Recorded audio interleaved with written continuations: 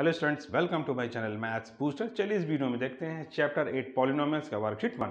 तो वर्कशीट 1 समझने से पहले कुछ कॉन्सेप्ट को समझते हैं।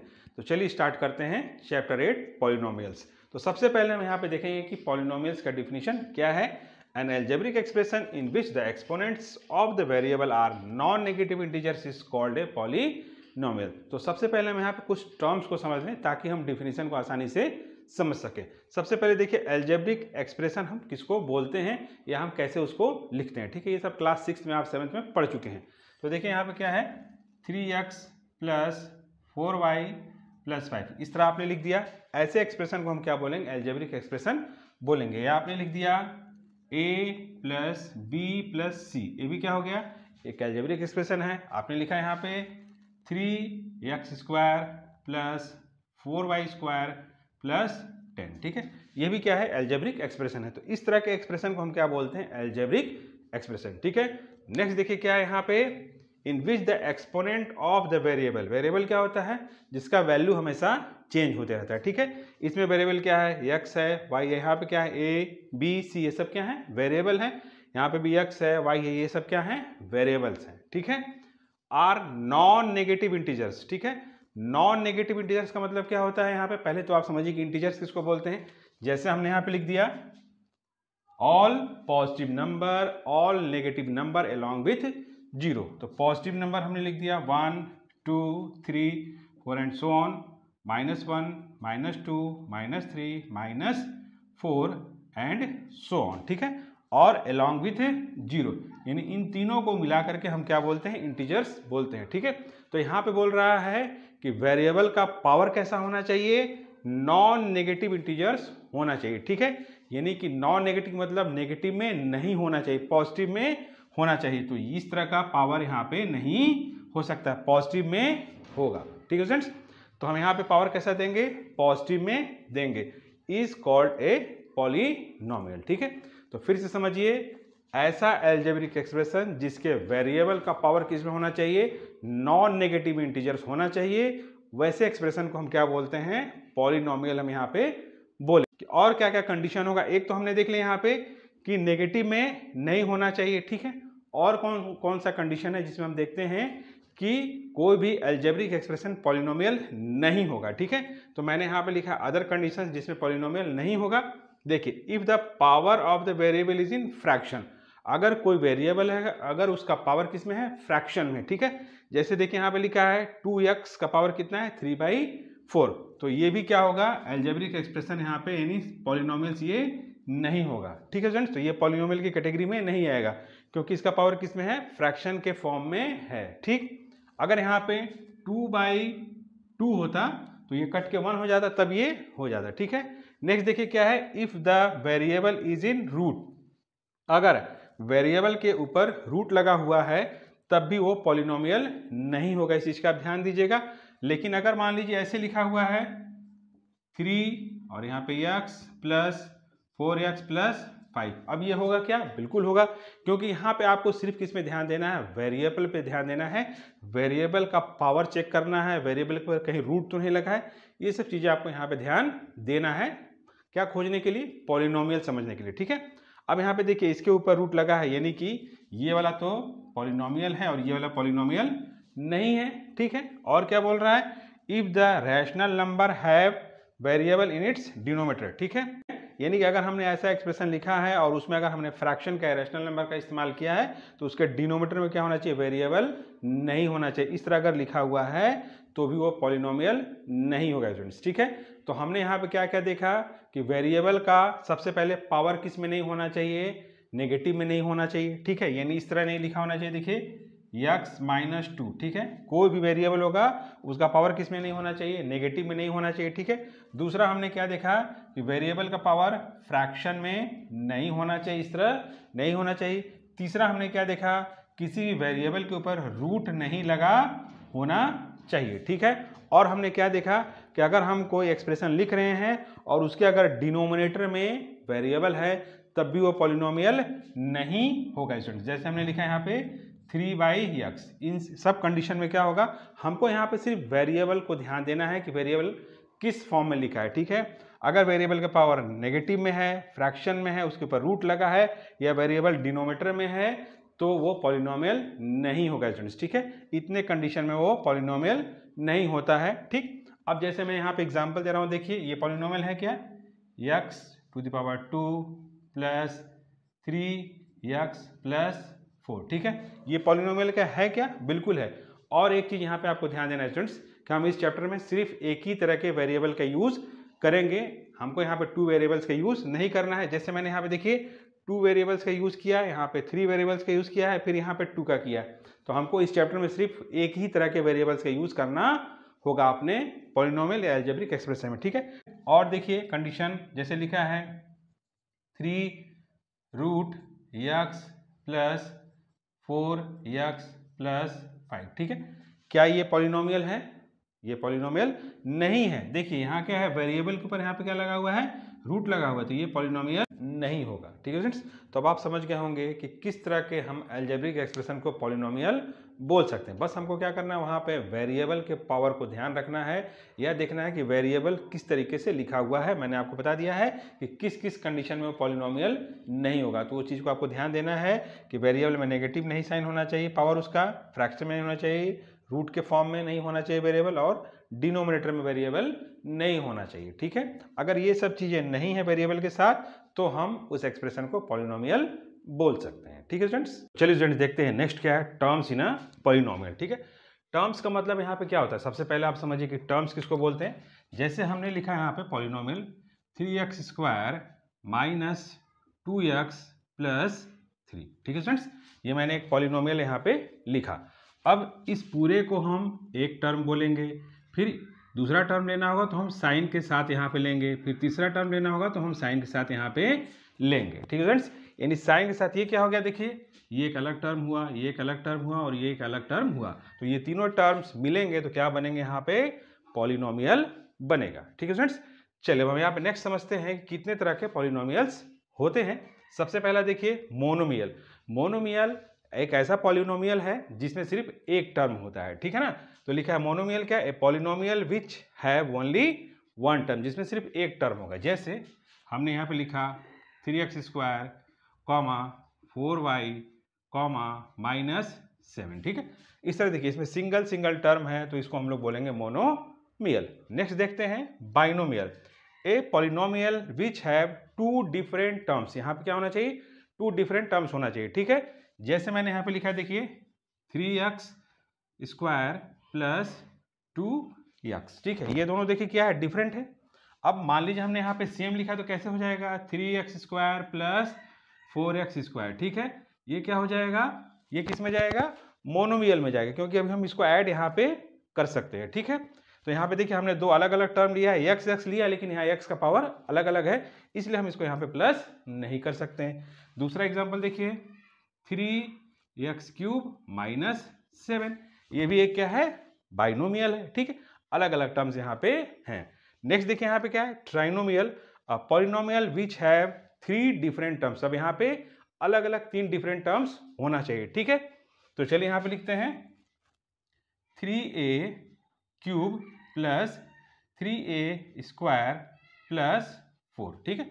ये देखिए क्या है, यहाँ पे 3 अलग अलग टर्म्स यहाँ पे हैं, ठीक है। इसलिए क्या ये ट्राइनोमियल है। आप इस चीज का ध्यान देंगे, यहाँ पे लिखा है 3 डिफरेंट टर्म्स, यानी कि 3 अलग अलग टर्म्स यहाँ पे होने चाहिए, एक जैसा नहीं होना चाहिए। जैसे यहाँ पे मैंने बताया था, तो फिर से मैं यहाँ पे एक बता दे रहा हूँ। जैसे मैंने लिखा 3a plus 4a plus 6a, ठीक है। ये क्या हो जाएगा, फिर ये किस में जाएगा, आपका मोनोमियल में जाएगा। इन सबको हम अभी प्लस कर सकते हैं तो ये एक टर्म में कन्वर्ट हो जाएगा, ठीक है स्टूडेंट्स। तो इस चीज का आप ध्यान दीजिएगा कि यहाँ पे पावर अलग अलग है, हमने ए तो लिया है लेकिन यहाँ पे पावर अलग अलग है, इसलिए हम इसको फर्दर सॉल्व नहीं कर सकते, ठीक है। नेक्स्ट देखिए क्या है, कांस्टेंट पॉलिनोमियल, ठीक है। Polynomial which have only one constant term, जिसमें सिर्फ एक कांस्टेंट टर्म रहेगा, ठीक है। कांस्टेंट टर्म क्या होता है, जैसे यहाँ पे देखिए मैंने लिखा 3 -4, ये सब क्या है, कांस्टेंट टर्म है, इसकी वैल्यू कभी चेंज नहीं होती। जैसे मैंने यहाँ पे लिखा देखिए 3x, ठीक है। तो ये क्या है, यहाँ पे ये आपका क्या हो जाएगा, x की वैल्यू यहाँ पे हमेशा चेंज होती रहेगी। तो ये क्या है, यहाँ पे वेरिएबल एक कांस्टेंट टर्म नहीं है, ठीक है। क्योंकि x की वैल्यू चेंज होगी तो हम सॉल्व करेंगे तो अलग अलग चीजें हमको यहाँ पे मिलेगा। तो अब आपको यहाँ पे कंफ्यूजन हो रहा होगा कि मोनोमियल में भी मैंने -7 लिखा है, -7 है, और यहाँ पे भी -4 है, तो हम इसको किस में रखें? अगर आपसे कोई पूछेगा कि -7 या -8 जो भी है ये किस में जाएगा, मोनोमियल में जाएगा कि कांस्टेंट पॉलिनोमियल में जाएगा? ठीक है फ्रेंड्स, तो इसको हम मोनोमियल भी बोल सकते हैं और कांस्टेंट पॉलिनोमियल भी बोल सकते हैं। ठीक है, दोनों में ये जाएगा। लेकिन एक चीज आपको यहाँ पे बेसिक डिफरेंस समझना है कि हर मोनोमियल कांस्टेंट पॉलिनोमियल हो सकता है, ठीक है, लेकिन हर कांस्टेंट पॉलिनोमियल हो मोनोमियल नहीं हो सकता स्टूडेंट्स। ठीक है, जैसे हमने यहाँ पे लिया है -8, तो ये क्या है, -8 तो इसमें भी आ रहा है, मतलब ये मोनोमियल भी है। तो दोनों में बेसिक डिफरेंस फिर से एक बार रिपीट कर रहा हूं कि हर कांस्टेंट पॉलिनोमियल मोनोमियल हो सकता है, लेकिन हर मोनोमियल कांस्टेंट पॉलिनोमियल यहाँ पे नहीं हो सकता है। ठीक है स्टूडेंट्स, तो हमारा नेक्स्ट है standard form of a polynomial.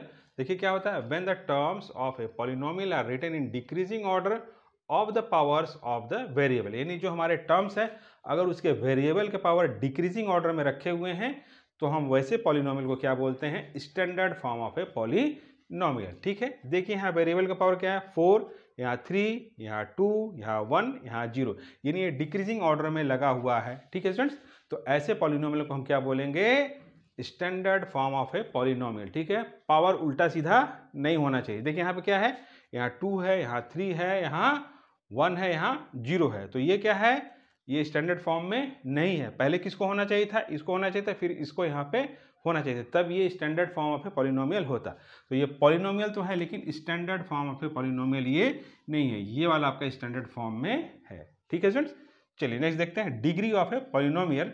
The highest power of the variable in a polynomial of one variable is called degree of the polynomial. तो यहाँ पे देखिए वन वेरिएबल लिखा है, वन वेरिएबल मतलब इस चैप्टर में हम वन वेरिएबल ही पढ़ने जा रहे हैं, यानी कि या तो हम यहाँ पे वाई वाई पढ़ेंगे, या तो एक्स एक्स पढ़ेंगे, या तो जेड जेड, मतलब एक ही यहाँ पे वेरिएबल के यूज हम यहाँ पे देखेंगे। ठीक है, तो अब यहाँ पे हमको बताना है डिग्री ऑफ ए पॉलिनोमियल।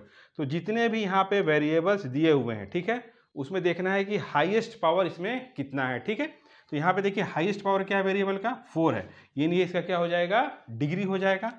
तो इसमें अगर आपको डिग्री लिखने के लिए बोलेगा तो लिखेंगे डिग्री इक्वल्स टू 4, आप यहाँ पे लिखेंगे। ठीक है फ्रेंड्स, तो आप यहाँ पे देख लेंगे, अगर आपको बताना है डिग्री ऑफ ए पॉलिनोमियल तो जो भी यहाँ पे वेरिएबल्स दिए हैं उसका हम हाईएस्ट पावर देखेंगे। ठीक है, जो भी आपके पास पॉलिनोमियल गिवन होगा उसके वेरिएबल का हम हाईएस्ट पावर चेक करेंगे, वही उसका क्या हो जाता है, डिग्री हो जाता है। ठीक है फ्रेंड्स, चलिए अगर कोई पॉलिनोमियल है और उसका हाईएस्ट पावर कितना है, 1 है, तो वैसे पॉलिनोमियल को हम क्या बोलेंगे, लीनियर पॉलिनोमियल। अगर 2 है तो क्वाड्रेटिक पॉलिनोमियल, अगर हाईएस्ट पावर 3 है तो क्यूबिक पॉलिनोमियल बोलेंगे, और अगर हाईएस्ट पावर 4 है तो क्वार्टिक और बाई क्वाड्रेटिक पॉलिनोमियल हम यहाँ पे बोलेंगे। ठीक है फ्रेंड्स, चलिए नेक्स्ट चीज और हम देखते हैं यहाँ पे कि अगर मैंने आपको यहाँ पे लिखा है -3 लिखा है, ठीक है, तो अगर मैं इससे पूछूं, सॉरी, अगर मैं इसमें बोलूं कि इसमें हाईएस्ट पावर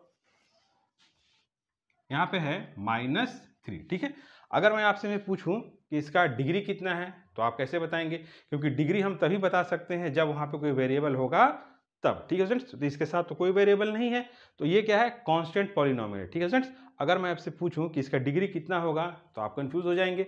तो याद रखिए यहाँ इसमें एक चीज छुप के वेरिएबल बैठा हुआ है। कैसे बैठा हुआ है, देखिए यहाँ पे -3 है, इंटू हम यहाँ पे लिख सकते हैं x का पावर 0 लिख सकते हैं। अगर कोई वेरिएबल है और उसका पावर 0 है तो उसका वैल्यू कितना होता है, 1 होता है। ये क्लास 7 में आप पढ़ चुके हैं। ठीक है स्टूडेंट्स, तो हम यहाँ पे लिख सकते हैं -3 इंटू 1, तो क्या हो जाएगा, -3 आएगा। देखिए ये भी सेम है, ये भी सेम है, तो हम यहाँ पे x का पावर 0 रख सकते हैं। कोई आपसे पूछेगा कि भाई इसका डिग्री 0 कैसे हुआ, ठीक है, इसका डिग्री 0 कैसे हुआ, तो आप यहाँ पे प्रूफ करके दिखा सकते हैं कि अगर हम x का पावर 0 रखेंगे और सॉल्व करेंगे तो इसके वैल्यू में कोई चेंजमेंट नहीं होगा, क्योंकि हमको यहाँ पे वेरिएबल को देखना होता है, उसके हिसाब से डिग्री हमको बताना होता है। तो इसके पास तो वेरिएबल कुछ है नहीं, यानी कि इसके वेरिएबल का पावर हमेशा कितना होगा, 0 होगा। ठीक है फ्रेंड्स, तभी इसके कोई चेंजमेंट नहीं आएगा, क्योंकि ये क्या आपका कांस्टेंट पॉलिनोमियल है। इसको हम मोनोमियल भी बोल सकते हैं, लेकिन अगर कांस्टेंट पॉलिनोमियल बोले तो ज़्यादा सही है। ठीक है फ्रेंड्स, तो चलिए आगे शुरू करते हैं हम अपना वर्कशीट 1। तो चलिए स्टूडेंट देखते हैं क्वेश्चन नंबर 1 क्या है, find out whether the given expression is a polynomial और not, if not give reason. तो हमको यहाँ पे बताना है कि जो गिवन एक्सप्रेशन है वो पॉलिनोमियल है कि नहीं है, और अगर नहीं है तो क्यों नहीं है। ठीक है, तो हमको यहाँ पे क्या करना है, वेरिएबल का पावर देखना है। क्या हम देखेंगे वेरिएबल का पावर, कि वो नेगेटिव में तो नहीं है, नेगेटिव इंटीजर में तो नहीं है, फ्रैक्शन में है कि नहीं है, वो हमको चेक करना है। ठीक है, और रूट है कि नहीं, वेरिएबल के ऊपर रूट लगा है कि नहीं, और क्या देखना है कि अगर कोई रैशनल नंबर में लिखा हुआ है, फ्रैक्शन में है, तो हमको डिनोमिनेटर में देखना है कि x है कि नहीं है। ठीक है, चलिए चेक करते हैं। देखिए यहाँ भी वेरिएबल का पावर ठीक है और यहाँ पे भी ठीक है, तो ये पॉलिनोमियल होगा। ठीक है, अब यहाँ देखिए वेरिएबल का पावर यहाँ तो ठीक है, यहाँ पे रूट लगा हुआ है, मतलब ये गड़बड़ है, तो ये क्या होगा, पॉलिनोमियल नहीं होगा। तो अब क्या लिखेंगे, because degree of z is not a non negative integer. ठीक है, तो यहाँ पे क्या है, वेरिएबल z है, इसका जो पावर होगा वो क्या होगा, not a non negative integer, यानी पॉजिटिव में नहीं होगा, किस में हो जाएगा, फ्रैक्शन में हो जाएगा। रूट का क्या होता है, फ्रैक्शन में हो जाएगा। तो इसको अगर हम यहाँ पे चेंज करेंगे तो क्या हो जाएगा, z प्लस 6 होल का पावर 1/2, तो ये किस में आ गया, फ्रैक्शन में आ गया, तो ये पॉलिनोमियल यहाँ पे नहीं होगा। ठीक है स्टूडेंट्स, चलिए नेक्स्ट देखते हैं। यहाँ वेरिएबल का पावर चेक करते हैं, यहाँ भी ठीक है, यहाँ भी ठीक है और यहाँ भी ठीक है, यानी यहाँ पे वेरिएबल का पावर ठीक है, तो ये पॉलिनोमियल होगा। ठीक, चलिए नेक्स्ट देखते हैं। यहाँ देखिए क्या है, वेरिएबल का पावर किस में दिया है, फ्रैक्शन में दिया हुआ है, आप बोल सकते हैं रैशनल नंबर में दिया है, तो ये क्या होगा, पॉलिनोमियल नहीं होगा। तो आप क्या लिखेंगे, degree of the variable x is in rational number. यहाँ पे जो आपका x का जो डिग्री दिया गया है, पावर दिया गया है, वो किस में दिया गया है, रैशनल नंबर के फॉर्म में दिया गया है, यानी फ्रैक्शन भी आप कह सकते हो, तो फ्रैक्शन के फॉर्म में नहीं होना चाहिए, रैशनल नंबर के फॉर्म में नहीं होना चाहिए। ठीक है, चलिए तो ये पॉलिनोमियल नहीं होगा। देखते हैं नेक्स्ट, 5x माइनस 1/x। अब यहाँ पे देखिए मैंने बताया था कि डिनोमिनेटर में x नहीं होना चाहिए, तो ये भी क्या होगा, पॉलिनोमियल नहीं होगा। तो अब क्या लिखेंगे, degree of the variable x is not a non negative integer. ठीक है, अब यहाँ पे अगर हम इसको चेंज करेंगे तो क्या हो जाएगा, x टू द पावर -1 हो जाएगा, तो ये किस में आ गया, देखिए यहाँ पे नेगेटिव में आ गया, इसलिए भी ये क्या होगा, पॉलिनोमियल नहीं होगा। ठीक है, लास्ट देखते हैं। देखिए यहाँ p का पावर 4 है, p का पावर 3 है और यहाँ p का पावर 1 है, तो ये क्या होगा, पॉलिनोमियल होगा, यानी यहाँ पे जो वेरिएबल्स का पावर है वो बिल्कुल सही तरीके से रखा हुआ है। ठीक है स्टूडेंट्स, तो चलिए स्टूडेंट देखते हैं नेक्स्ट क्वेश्चन क्या है। Right each of the following polynomial in standard form and also write down there degree. तो हमको इसको स्टैंडर्ड पॉलिनोमियल में लगाना है, यानी कि पावर को हमको डिक्रीजिंग ऑर्डर में लगाना है, किसके, वेरिएबल के पावर को हमको डिक्रीजिंग ऑर्डर में लगाना है, और क्या बताना है, राइट डाउन देयर डिग्री, और जो वहाँ पे वेरिएबल का सबसे हाईएस्ट डिग्री होगा वो हमको यहाँ पे बताना है। ठीक है, तो चलिए इसको हम अरेंज कर लेते हैं डिक्रीजिंग ऑर्डर में। तो सबसे पहले ये आएगा -8p टू द पावर 9, फिर ये आएगा +p टू द पावर 7, और फिर क्या आएगा, ये आएगा +p टू द पावर 6 +5। 5 क्या है स्टूडेंट्स, यहाँ पे कांस्टेंट पॉलिनोमियल है, तो इसका डिग्री कितना होता है, 0 होगा। ठीक है, तो ये सबसे लास्ट में आएगा। अब इसमें देखिए हाईएस्ट डिग्री क्या है, 9, तो हम यहाँ पे लिख देंगे 9। ठीक है, चलिए नेक्स्ट देखते हैं। यहाँ पे सबसे बड़ा यहाँ पे पावर क्या है, 5 है। ठीक है, तो सबसे पहले हम इसको लिखेंगे -3z टू द पावर 5, फिर किसको लिखेंगे, ये +2z टू द पावर 4, फिर इसको लिखेंगे +4z टू द पावर 3, फिर इसको लिखेंगे +z, और लास्ट में आ जाएगा +1। ठीक है, देखिए यहाँ पे 5 4 3 और इसका कितना हो जाएगा, यहाँ पे 1 है और इसका 0 हो जाएगा। ठीक है स्टूडेंट्स, तो ये डिक्रीजिंग ऑर्डर में यहाँ पे लग गया है वेरिएबल्स का पावर। ठीक, और यहाँ पे हमको डिग्री बताना है, यानी हाईएस्ट डिग्री क्या होगा, ये होगा 5, तो यहाँ पे लिख देंगे 5। ठीक है स्टूडेंट्स, चलिए नेक्स्ट देखते हैं। यहाँ पे अब देखिए यहाँ पे हमको क्या करना है, मल्टीप्लाई करना है, उसके बाद हमको इसको स्टैंडर्ड फॉर्म में लिखना है, फिर डिग्री बताना है। ठीक है, चलिए मल्टीप्लाई शुरू करते हैं। x का पूरे के साथ x प्लस 3/4, और फिर क्या हो जाएगा, +2/3 का पूरे के साथ x प्लस 3/4। ठीक है, चलिए मल्टीप्लाई करते हैं। x इंटू x, इसका इसके साथ हो गया, +3/4 इंटू x। ठीक है फ्रेंड्स, ये मल्टीप्लाई हो गया। अब इसका इसके साथ करते हैं, यहाँ पे +2/3 इंटू x +2/3 इंटू 3/4, इस तरह आप मल्टीप्लाई कर लेंगे।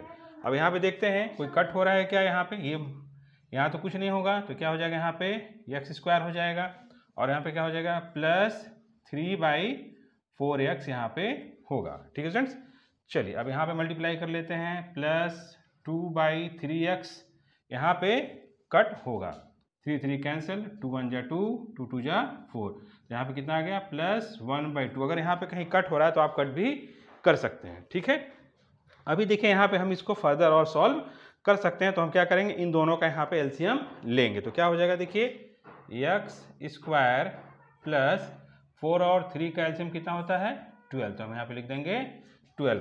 4 का टेबल कितने बार बनेंगे, 12 आ जाएगा, 3 टाइम्स 3 से ऊपर मल्टीप्लाई कर देंगे, 3 3 जा 9x यहाँ पे होगा, प्लस 3 का टेबल कितने बार पढ़ेंगे, 4 आ जाएगा 12, 4 टाइम्स 4 से ऊपर मल्टीप्लाई कर देंगे, कितना हो जाएगा 4 2 जा 8, यानी यहाँ हो जाएगा यहाँ पे 8x प्लस 1/2। ठीक है, अब चलिए हम आगे सॉल्व कर देते हैं, क्या हो जाएगा यहाँ पे देखिए, इसी को मैं आगे यहाँ पे सॉल्व कर देता हूँ, एक्स स्क्वायर प्लस ये कितना हो जाएगा 17x/12 प्लस 1/2।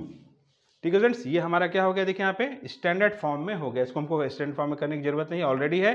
देखिए यहाँ पे 2 है या 1 है और इसका पावर कितना होगा 0। ठीक है, अब यहाँ पे हम इसको बता सकते हैं डिग्री, यहाँ पे लिख देंगे डिग्री कितना हो जाएगा,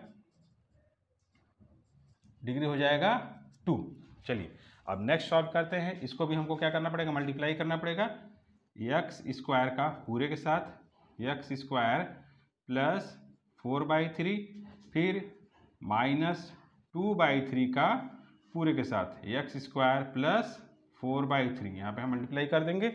चलिए मल्टीप्लाई करते हैं, यहाँ पे x square into x square plus 4/3 into x square minus 2/3 into x square, फिर यहाँ पे माइनस 2/3 इंटू 4/3, आप कुछ भी लिख सकते हैं, यहाँ पे लिख सकते हैं प्लस 4/3 इंटू माइनस 2/3 भी आप लिख सकते हैं, कोई दिक्कत नहीं है। ठीक है स्टूडेंट्स, चलिए अब हम आगे सॉल्व करते हैं, यहाँ पे कटेगा तो काटेंगे, नहीं तो मल्टीप्लाई करके लिखेंगे। ठीक है, x square into x square क्या हो जाएगा, x to the power 4 plus, देखिए यहाँ पे कट रहा है क्या, नहीं कट रहा है तो लिखेंगे 4x² 3 और यहाँ पे भी नहीं कट हो रहा है, माइनस 2x²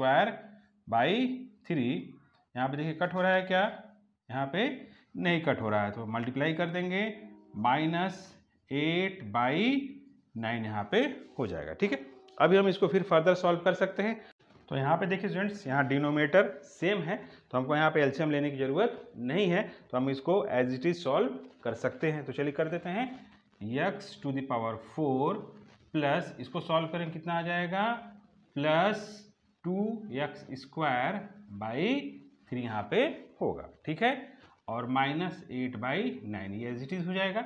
अब ये मेरा किस में चेंज हो गया, स्टैंडर्ड फॉर्म में चेंज हो गया है, तो अब हम इसका यहाँ पे डिग्री बता सकते हैं, क्या हो जाएगा, देखिए डिग्री कितना हो जाएगा, यहाँ पे हाईएस्ट डिग्री क्या है 4 है, तो यहाँ पे लिखेंगे 4। ठीक है स्टूडेंट्स, तो इस तरह हम इसको सॉल्व कर लेंगे। तो चलिए देखते हैं नेक्स्ट क्या है, z to the power 2 plus 5 multiplied by z to the power 2 minus 6, तो हमको पहले इसको मल्टीप्लाई करना पड़ेगा। चलिए कर लेते हैं, z स्क्वायर का पूरे के साथ z स्क्वायर माइनस 6 फिर प्लस 5 का z स्क्वायर माइनस 6। चलिए अब हम मल्टीप्लाई कर लेते हैं, हम यहाँ पे डायरेक्ट मल्टीप्लाई करेंगे। ठीक है, इसका इसके साथ मल्टीप्लाई करेंगे, कितना आ जाएगा, z टू द पावर 4 आ जाएगा। यानी आपको क्या करना है, अगर बेस सेम है, यानी इसका देखिए यहाँ पे क्या हो जाएगा, z इंटू जेड, यानी z square into Z square हो जाएगा। तो अगर बेस सेम है तो हम पावर को प्लस कर सकते हैं, यानी z टू द पावर क्या हो जाएगा 4 हो जाएगा। ठीक है, चलिए आगे यहाँ पे देखते हैं, अब इसके साथ मल्टीप्लाई करेंगे कितना हो जाएगा, माइनस 6z स्क्वायर, इसका इसके साथ प्लस 5z स्क्वायर और इसका इसके साथ माइनस 30 हो जाएगा। ठीक है, अभी हम इसको सॉल्व कर सकते हैं, तो करेंगे, z टू द पावर 4 इसको सॉल्व करने कितना हो जाएगा, माइनस z स्क्वायर माइनस 30 यहाँ पे होगा। ठीक है फ्रेंड्स, अब इसका डिग्री क्या हुआ 4, तो यहाँ पे लिख देता हूँ,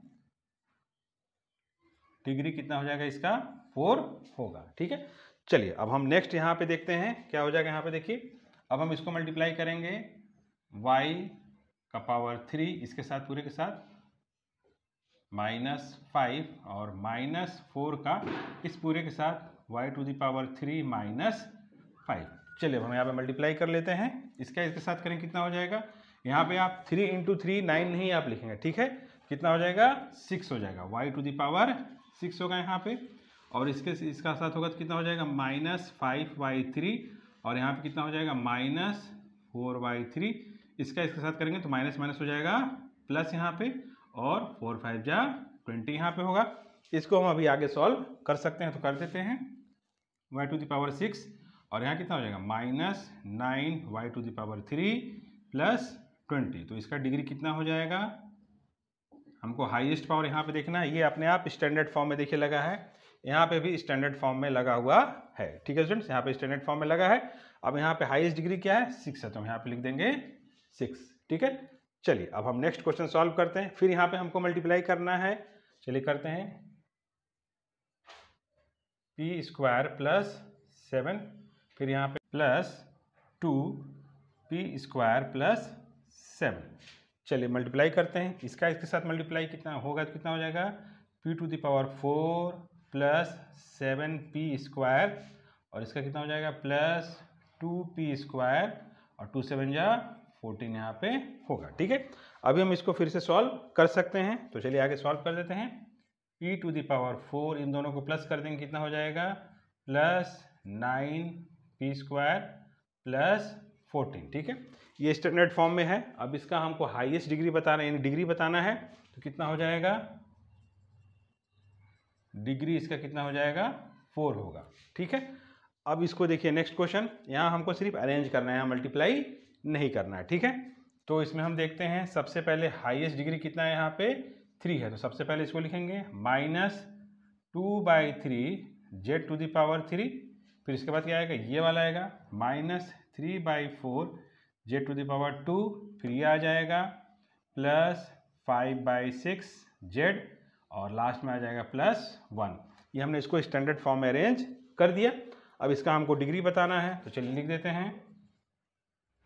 डिग्री कितना हो जाएगा, यहाँ पे देखिए क्या है, 3 है, ठीक है। तो हम यहाँ पे लिख देंगे 3, ठीक है स्टूडेंट्स। चलिए नेक्स्ट देखते हैं क्या है। इसको हमको अरेंज करना है, इसको हमको यहाँ पे मल्टीप्लाई नहीं करना है, सिंपली बस हमको यहाँ पे अरेंज कर देना है, ठीक है।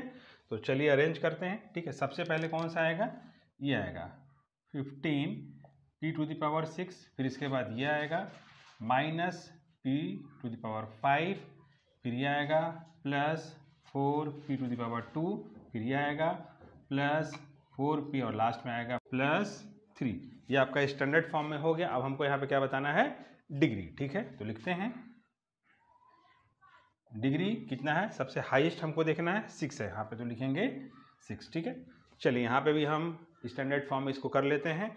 सबसे पहले ये तो लिखा ही हुआ है q⁻10। फिर इसके बाद कौन आएगा, ये आएगा +q⁸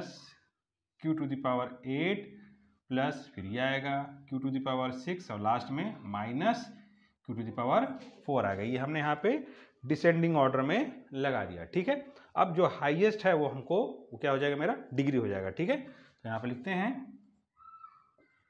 डिग्री कितना हो जाएगा, यहाँ पे 10 हो जाएगा, ठीक है स्टूडेंट्स। तो स्टूडेंट्स मेरा यहाँ पे वर्कशीट 1 खत्म हुआ। नेक्स्ट वीडियो हम देखेंगे worksheet 2। Okay, thank you students.